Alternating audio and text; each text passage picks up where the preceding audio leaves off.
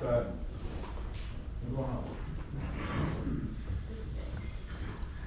right. I'm glad I have slides because I'm not going to wing it. So, all right, yeah, so my name's Jeff. I've been a beekeeper since 2021. So I think we're going on my third full year, so 3.5 years. When it comes to what is beekeeping, it's one of these, sometimes I'm like, why am I doing beekeeping? And it's not just what is it and why, it's why I do it. A lot of you here don't even have bees yet, which is actually good. When I started, didn't even know about bee clubs. I didn't even look on YouTube yet. I just like, bees are cool.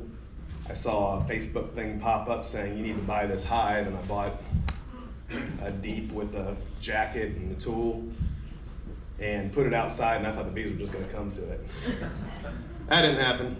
So then I started watching YouTube videos, and everything is the correct information on YouTube.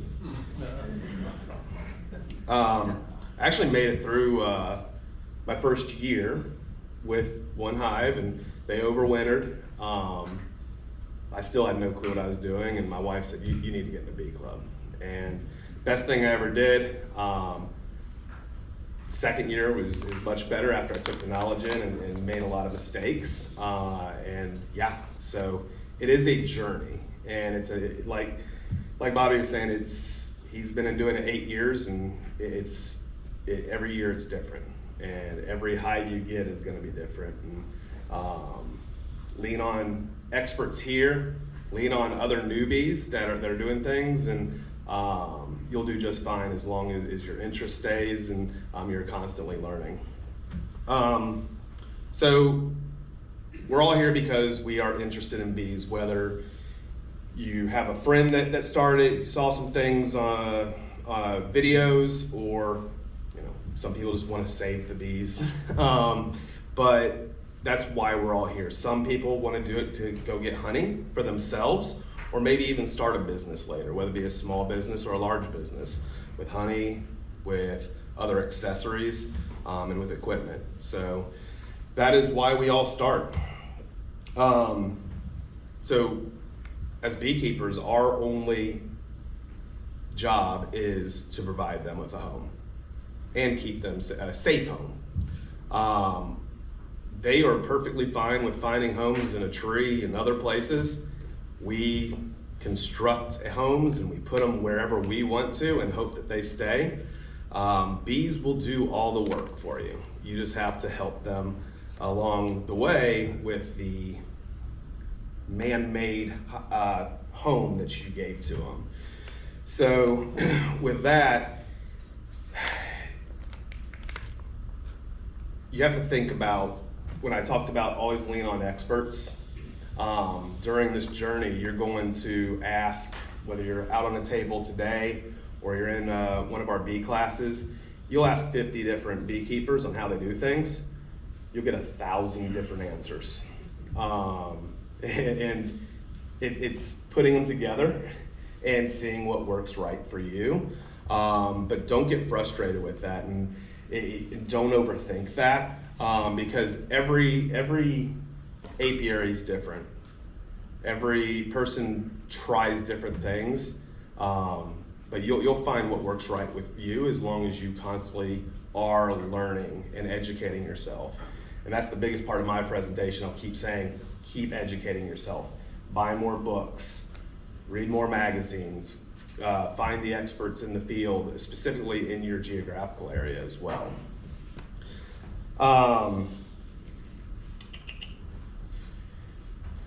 So as you're managing your hives, it's going to direct you in the way that you want to go. That might be, hey, I want to be more involved with just pollination, or I want to get involved with equipment making, and making my own equipment, innovations. And when it comes to innovations, things have changed a lot in the past few years. But we've been doing the same thing with the Langstroth hive for a long time, so there's a lot of things that have came out, so you can be a big part of that, learning about that. And then you might want to even get into, as you learn about this, starting to learn how to grow your own bees, selling nukes, selling packages. And some of us here, not me, but produce things like lip balm and other products with that. So that might be the direction that you go with your beekeeping experience there too. Feel free to ask any questions when we get a little bit deeper into this. So, like Bobby was saying, he started off with 2 hives, now has 40. 40, right? Yes, sir. Yeah. So, as I told you, I started off with 1 hive, and I thought that's the only hive I'd ever have, especially since I didn't do any research. Most of us, as you stay in with, the longer you stay with it, you are going to expand. Right now, I'm up to 5 hives, and we're already thinking that's about as much as my apiary can hold. And we do enjoy it / are interested in it quite a bit, enough to where we're going, okay, besides setting up some nukes to maybe sell and expand my hive apiary that way, we're actually looking at, hey, is there somebody else that wants bees that doesn't want to keep them and be able to have them out there?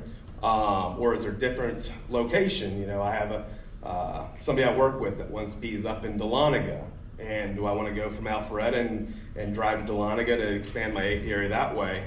I never thought I'd do that 3 or 4 years ago, and it's happening, and it's happening really quick because I can manage 2 hives, I can manage 5 hives, and I'm like, yeah, I can manage 10 hives, but it is a weekend thing. Once you hit spring all the way through fall, it's going, me and my wife go, all right, how many hives are going to go in today? And what's our goal for today? And I giggle at the enjoyment part of this as my enjoyment grows. Most of the time I enjoy bees, but I'm always interested about them. There's times where I'm like, not today. So the enjoyment might always be there, but my interest definitely is always growing with that. And going back to learn, educate. The more you start doing that, the more you just get engulfed in this world. So we'll talk a little bit more about resources shortly. So yes, beekeeping is definitely both an art and a science. Today we will be talking more about the science of it. Specifically, the next presentation will be about biology. I'm more of the art person. The biology part, I have to read and read. My wife is more the science part, so we have a good bond with that, where she handles that portion of it, and I handle more of the art, but she gets into the science behind the art with it. But yes, the science portion is important, and even when it comes to some things are art and science. So there's an art with treating your bees. We're not going to talk too much about disease and disorder like Bobby was saying today, but there's an art behind on what works for your bees and the time of the year, and that's partially science too. So it's just figuring out what that looks like. But the art will be the biggest part of your journey as a beekeeper.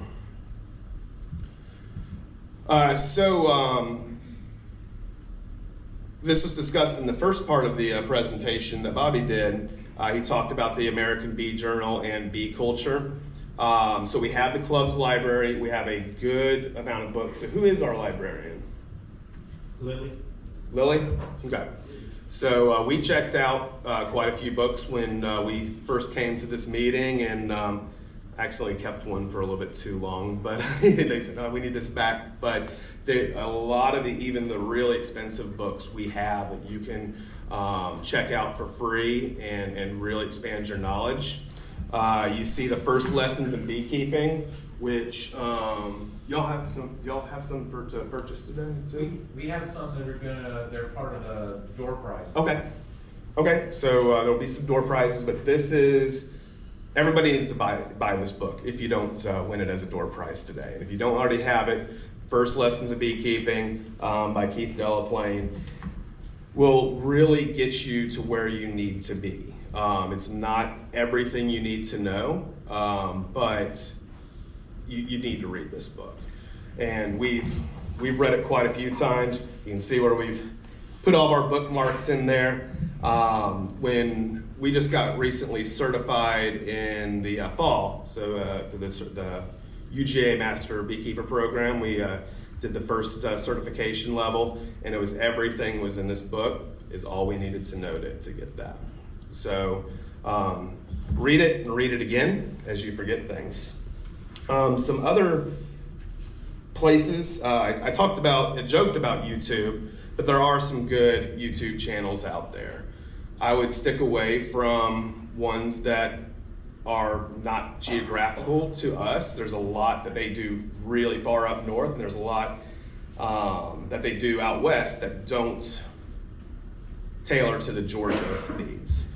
Bob Benny, some of the new beekeepers, have you watched any of his YouTube? Yeah, so Bob Benny's really good. He is local up in the North Georgia, so he has a lot of good videos there, and he's very respected in the community as well. Dr. Ellis, he's actually out of Florida. He did a really good presentation at the last GBA meeting. He has his own podcast called Two Bees in a Pod. So it's a fun one to listen to, but that would be another thing that you can listen to as well. There's university programs. The University of Georgia has a great program. Like I said, the Master Bee program, but they also have a lot of good information as well.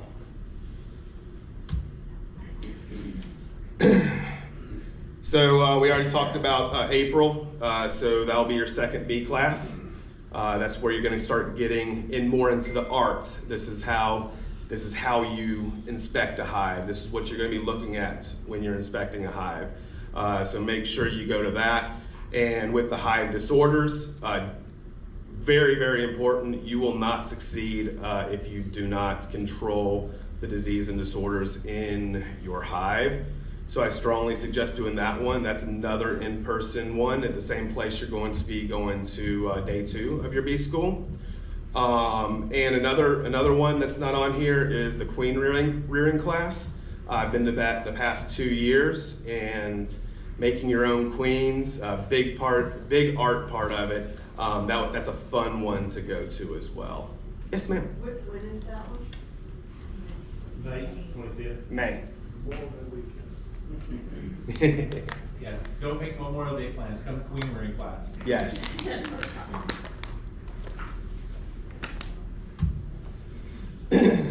All right. So the goal of the beekeeper is to manage the bees and to make the honey. We could keep it as simple as that. And that doesn't mean honey, specifically honey for you. They're honeybees. They make honey. So it's to make sure that you keep them healthy, and going back a few previous slides, making sure that you provide a safe home for them. And they'll make honey. They got to have honey or some source of food to survive day by day and get over the winter. But we could, a lot of us are doing this to produce honey selfishly, and we will steal from the bees. Most of them produce much more than they need, but that is the goal of the beekeeper, is to manage the bees to make the honey. I was going to talk a little bit about my journey, but I think I already talked a majority about that. It was more the interest of the bees and to selfishly make honey for myself. But I didn't realize what it all went into. And keeping them healthy was the biggest portion of this. That, hey, they're just bugs, right? And why do I have to keep them healthy? Don't they keep themselves healthy? Maybe 30 years ago it was a lot easier, but with the varroa and hive beetles and moths, it's a lot. So the next slide is sort of a duh moment. Strong colonies make more honey than weak ones. Yeah, of course. When I first saw this, I was like, well, yeah, I'm just going to pass right by this one because everybody's like, yeah, that makes sense. But the big thing with strong colonies, though, is, yeah, they're going to make more honey, but they're also going to survive a lot better. So we do have our part of creating a healthy environment for them and monitoring them. But the other thing a strong hive does is they will survive a lot longer. When you hear things about small hive beetles, I see them in my hives, I'm never worried because the hives I see them in, the strong hives, they'll take care of them. I'll squash them here and there, but they're always in the top. And the strong hives, you'll never have a major issue with your moths because they keep them in check. Even things like a lot of your bald-faced hornets and the native hornets around here, they will defend the hive if they have a strong hive. It's actually fun watching too when a hornet comes up and you see a group of bees take them to the ground. That's actually really entertaining, and you start cheering them on, going, great job, guys. But they'll defend the hive, and because they can defend the hive, they can produce more honey, not just because they have more bees for foragers, but because they can defend from all the other outside elements that we're so worried about on a day-to-day basis.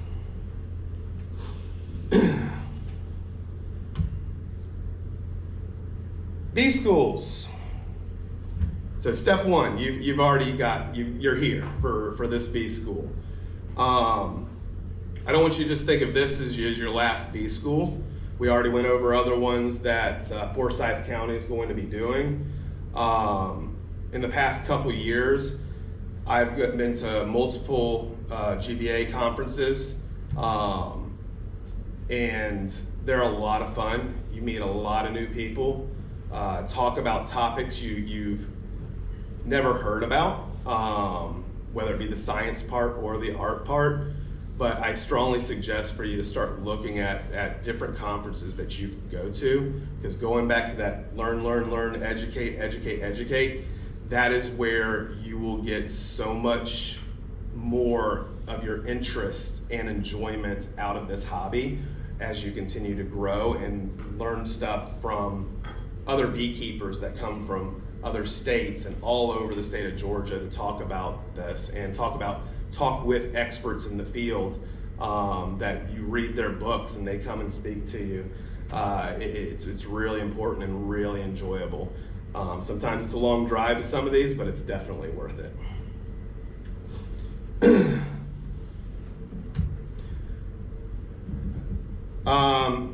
So this is more talking about hands-on. So we have the April class, but we also talked about the mentor program where they can come and help you with your hives, not do it for you, but show you what you need to look at.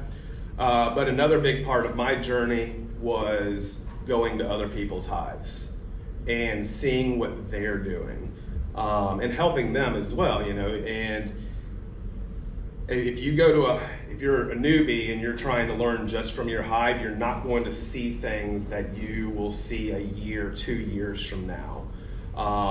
So it's important. I would meet people around here and maybe some other clubs, say, hey, can I come to your apiary on a Saturday or a Sunday and see what you're looking at? And it's amazing, going back to different people do things different ways. That's where you'll really find what works for you.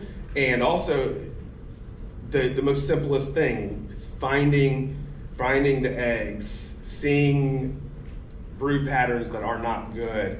You'll start seeing that at other people's hives, and they'll explain it to you and explain to you, hey, this is a good hive, this is a weaker hive, let me show you what that looks like. So I strongly suggest doing that, and you'll learn so much in the next couple of years just by doing that on a regular basis. And yes, it does help you have fun with the bees, because doing it with somebody else will it is a little bit more enjoyable, and knowing what you're looking at, it will make it a much more fun hobby. All right, my favorite part. So I'm 4 years in. I still hate getting stung, really bad. And I don't disagree that one of the main reasons that people quit is when they get stung. There's a lot of things to do to prevent it, but it's not fun. Unfortunately, I have one hive that is not very nice, and enough to where I go outside and they find me. They don't find anybody else, just me. I think they know my scent, and they'll just come, sting me in the head. Not fun. So going into that hive's never fun. And there was times where I'm like, I just don't want to do this because of this hive, because the first cut, my other hives are great. They're nice, they're gentle, but still every time I go in, I'm like, oh, I'm not gonna get stung, you know? But there's ways around this, and it's natural to have the fear of the sting. And there might be people that have been doing this a long time that still fear it. But they sting, and it does not feel good. Now, I was out with, at one of the things that Bill was doing, and he doesn't use gloves, sometimes doesn't even have a veil on, but bee stings, and he goes, ow. Ow. I'm like, okay, that's not me. If I've ever, sometimes with that aggressive hive, they're buzzing me, my wife laughs. She never has gotten on video. She calls it my bee dance. And it's flipping off my hat. These go flying, and I'm doing something like this. I'm sure it's much more entertaining than, I mean, she'll get it on video one day. I haven't stopped. And she could probably do a good TikTok video out of it.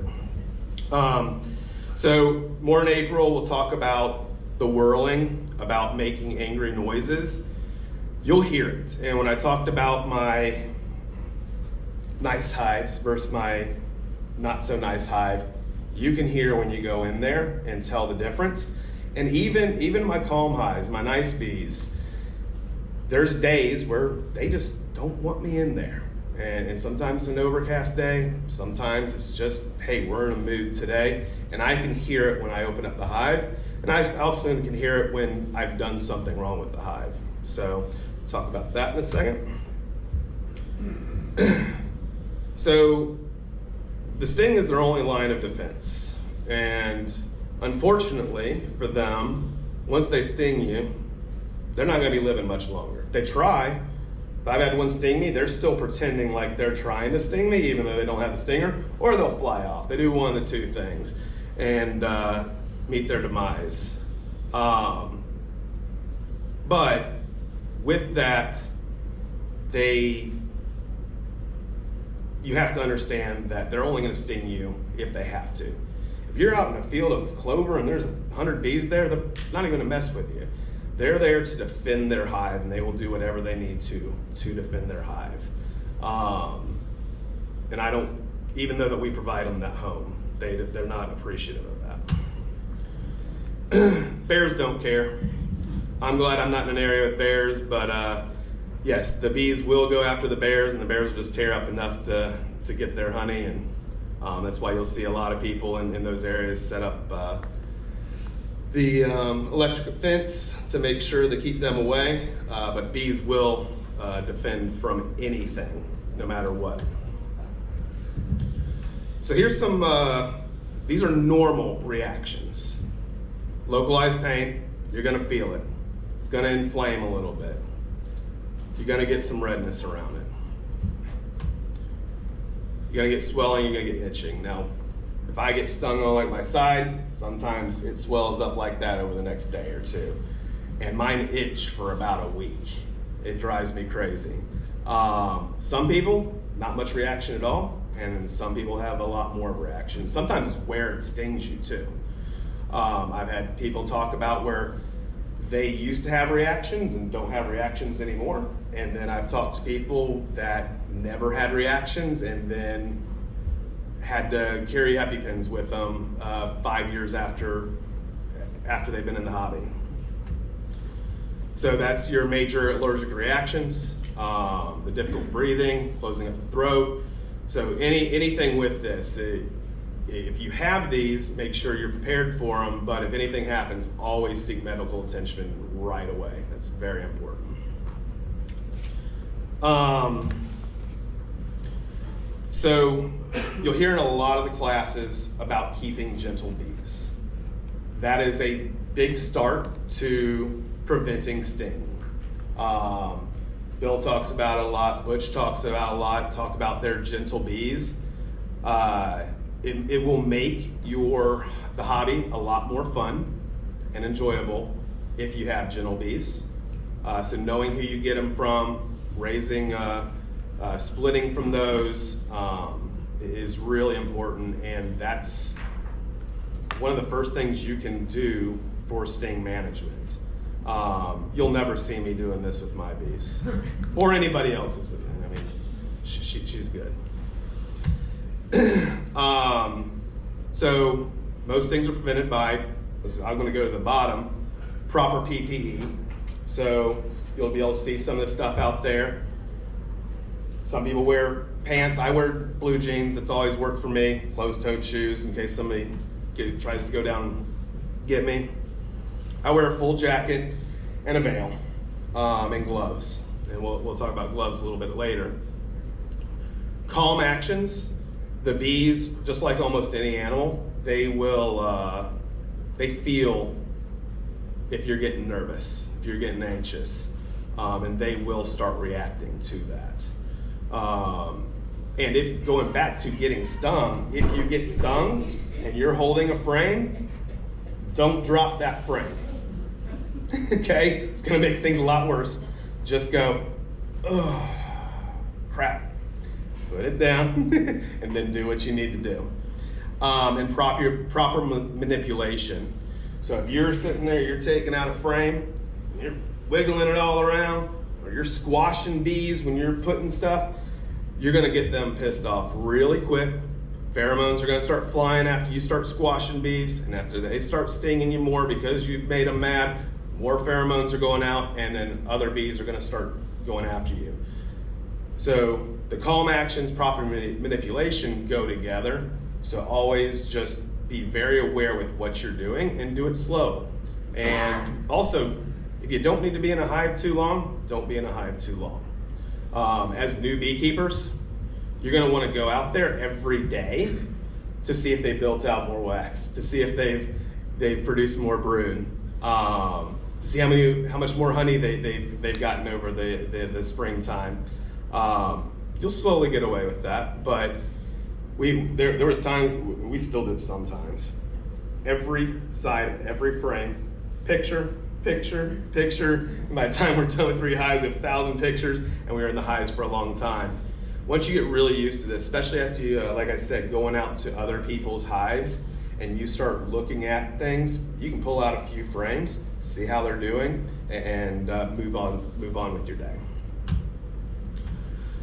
When you get stung, we talked about pheromones. Just briefly smoke it, whether it be on your suit, your gloves, your hand, your skin.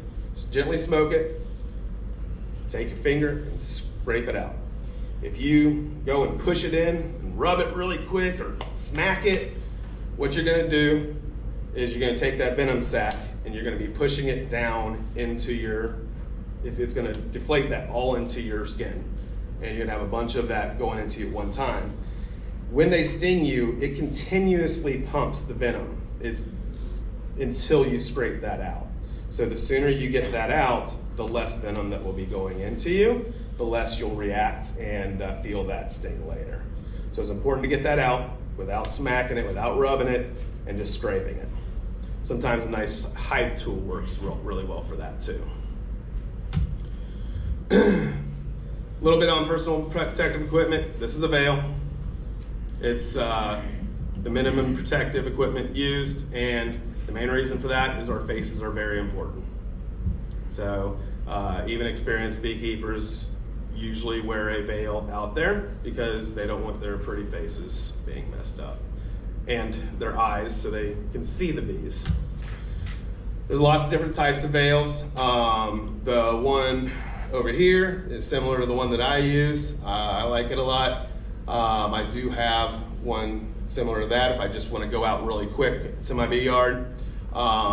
You actually have better, that one in the bottom right, you have better field vision with that one.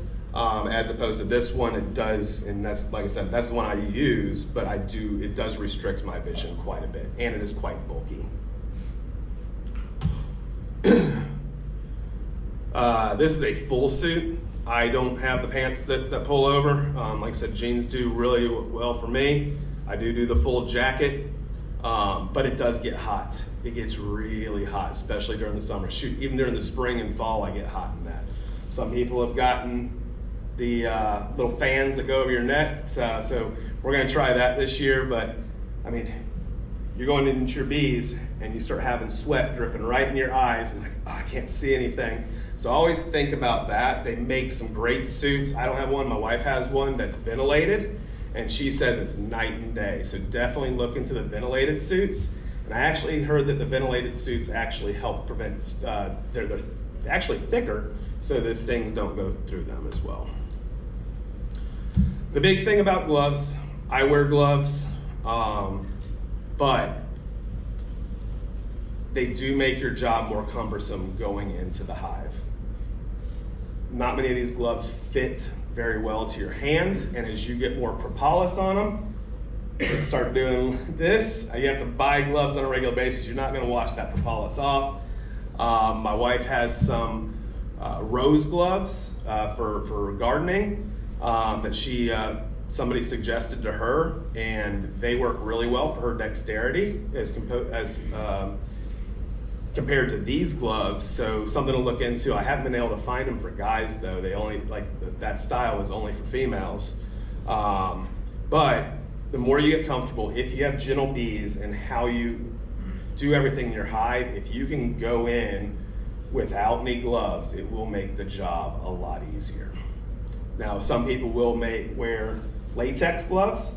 That's not gonna protect much from the sting. But what it does is you don't have to worry about cleaning propolis out from underneath your fingernails as much with those. So if you ever see somebody wearing latex gloves, it's probably more for cleanliness and not for the stings. It might not have the stinger going as much, but you will see that. So my gloves have looked like that before. That's when the bees are really pissed off.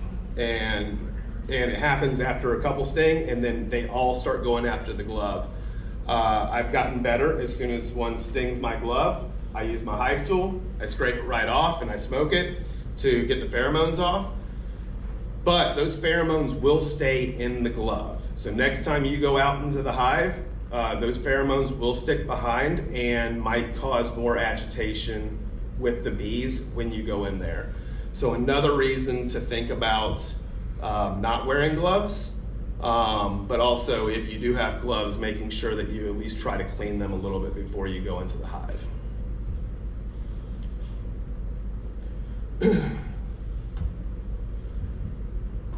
Best defense is a smoker and good handling skills. So we already talked about the handling skills. We talked a little bit about the smoker. We talked about smoking your stings, but knowing when to use the smoker, that's another art thing that you're gonna learn in April.